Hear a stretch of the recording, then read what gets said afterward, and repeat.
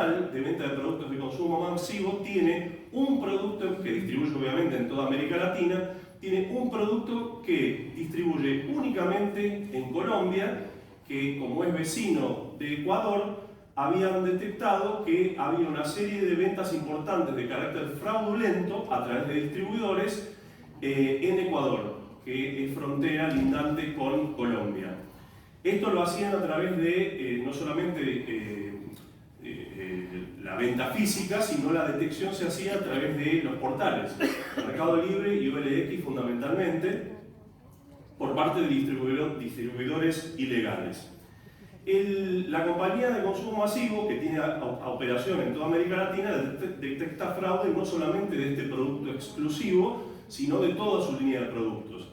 Entonces, todo el equipo de detección de fraude de América Latina son 3 personas.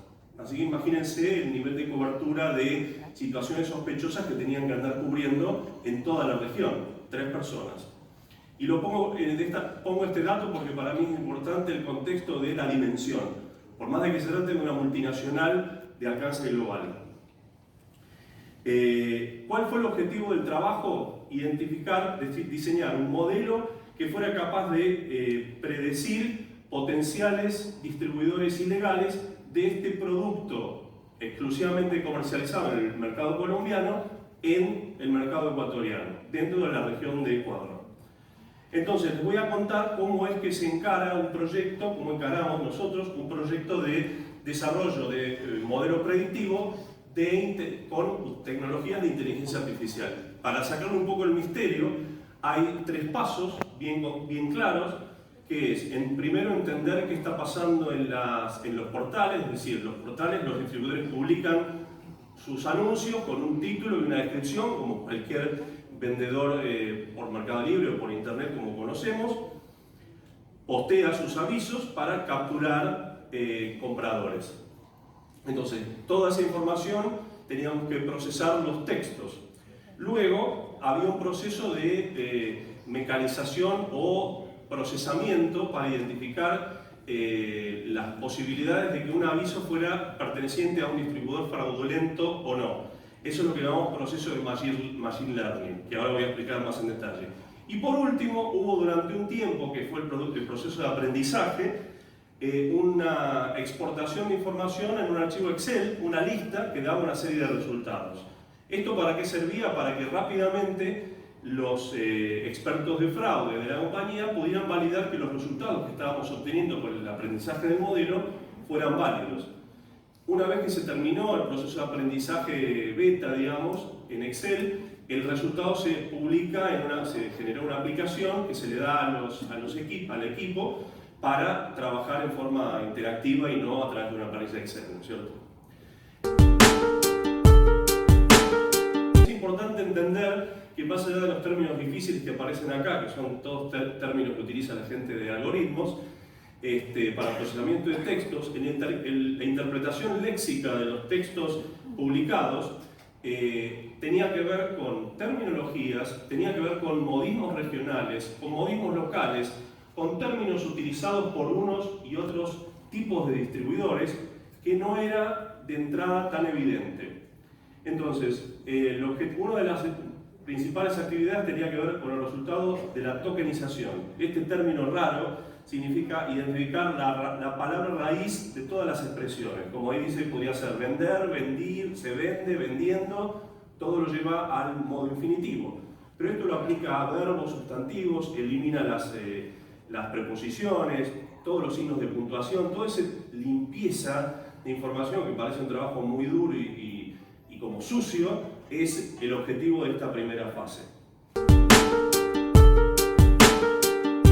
¿Qué es lo que se aprendió con este trabajo? Como primer lugar que había alrededor de 200 términos, que es el eje horizontal, 200 tokens que tenían una mayor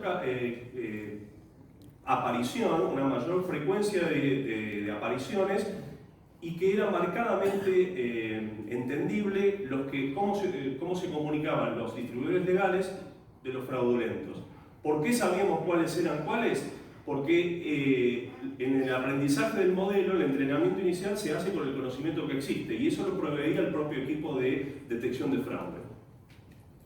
En segundo lugar, descubrimos rápidamente que, a pesar de que los distribuidores ilegales renovaban sus avisos en forma permanente, cambiándoles los textos y las descripciones, mantenían el nombre del usuario, porque su nombre de usuario les daba una determinada reputación que es sinérgico para poder lograr vender cada vez más. Es decir, este es un distribuidor confiable, por lo tanto el usuario le hace clic, tiene la banderita verde.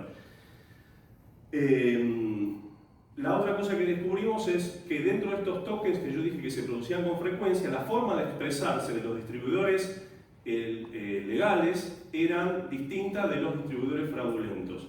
Acá se ve que había algunas palabras como 24, días, producto, que es de los distribuidores legales, mientras que había otras que tenían un mayor nivel de frecuencia como rueda, 20 más 10, valor y otro tipo de palabras que no solamente son particulares del mercado ecuatoriano. Rueda es equivalente a paquete, así se lo llama, el paquete en Ecuador, sino que también era distinta de la terminología que utilizaban los otros tipos de distribuidores.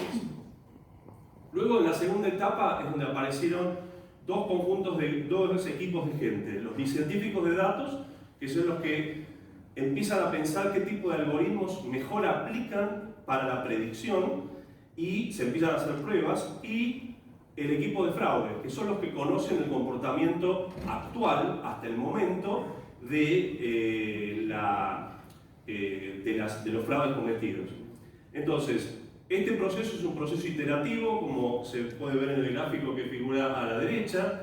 A medida que yo voy iterando el algoritmo de red, en este caso de árbol, va disminuyendo la cantidad de error a medida que aumentan las iteraciones. Esto hace que el modelo sea más certero en sus predicciones. Cuando dije que la participación, esto luego produce una serie de clústeres o grupos de candidatos a ser fraudulentos o legales, que se aplican con otra serie de algoritmos, y las reglas de inferencia propias del equipo de fraude, como por ejemplo decir que vamos a identificar a aquellos que tengan un porcentaje hasta un 10% menor al precio de venta oficial del producto, un listado de marcas ilegales, el stock disponible, porque se sabe en qué momento hay robo de algún camión que desaparece con transporte de mercadería en Colombia, que después generaba ventas a los 3 o 4 días en el mercado ecuatoriano, ventas ilegales. Es decir, todo este tipo de correlaciones que eran producto del conocimiento de los expertos en la materia. Los científicos de datos no pueden trabajar solo en la inteligencia artificial, por eso se llama que es un proceso de aprendizaje, porque es un aprendizaje conjunto entre la ciencia de los algoritmos con el conocimiento adquirido hasta la fecha. ¿Cuál fue el resultado del primer modelo que se generó y que se puso en producción, luego del proceso de aprendizaje y de varias iteraciones? El 81%, es decir, la predicción se conforma de dos dimensiones: lo que yo predigo y lo que realmente ocurre, el valor predicho y el valor verdadero. Pero existen las 4 combinaciones posibles: que sea contrabando o no, lo que yo digo, que después sea real o no, lo que ocurre, el famoso falso positivo y demás. En total, el modelo era capaz de predecir los dos universos, ya sea que me quiero focalizar en fraude o me quiero focalizar en los que no son fraudulentos según el objetivo que se persiga. Pero ¿cuál es la diferencia significativa en este caso? Que el análisis de la precisión del 81% era aplicable a todos los casos que se producían por mes en Ecuador, que eran aproximadamente 2.000. El equipo de fraude podía analizar 80 en promedio por mes en toda América Latina. Entonces, la muestra o el término de la precisión era totalmente arbitrario pensar cuántos de los expertos tenían tiempo para investigar casos potenciales que sospechaban y que fueran positivos. Entonces, esto logró hacer una diferencia significativa. Por lo tanto, desde el punto de vista del aprendizaje, ¿qué podemos decir? Que en primer lugar hubo una serie de términos que los expertos en fraude no conocían, que se estaban utilizando. Y esto fue producto del procesamiento de los textos, de los tokens idiomáticos. En segundo lugar, Con la aplicación se le agregaron así botones y radiales para hacer ajustes en los parámetros del modelo matemático para probar hipótesis y de esta forma subir o bajar el nivel de precisión de las predicciones del modelo en forma totalmente interactiva y sin ningún tipo de costo. En tercer lugar, no importa la cantidad de datos que tengan, estas aplicaciones, primero, mientras más volumen de datos, más aprenden y más nos permiten aprender a nosotros. En segundo lugar, no tienen problema de escala, sean 300 o 300.000, da exactamente lo mismo. El equipo de humanos siempre tiene un techo hasta donde puede procesar aumentada la transaccionalidad.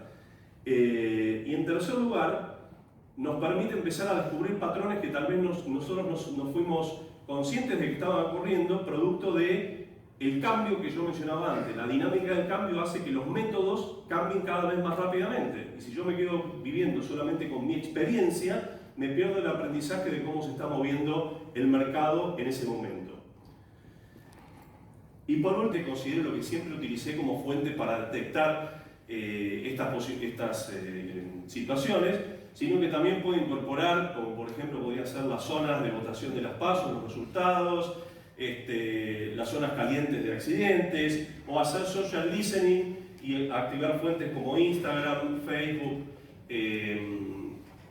o de las otras, digamos, bueno, ahora no me salta la tercera, y Twitter, exactamente, gracias. Entonces, esto permite acercarme al entendimiento del comportamiento y el cambio de comportamiento que se produce para que el modelo siga aprendiendo todo el tiempo.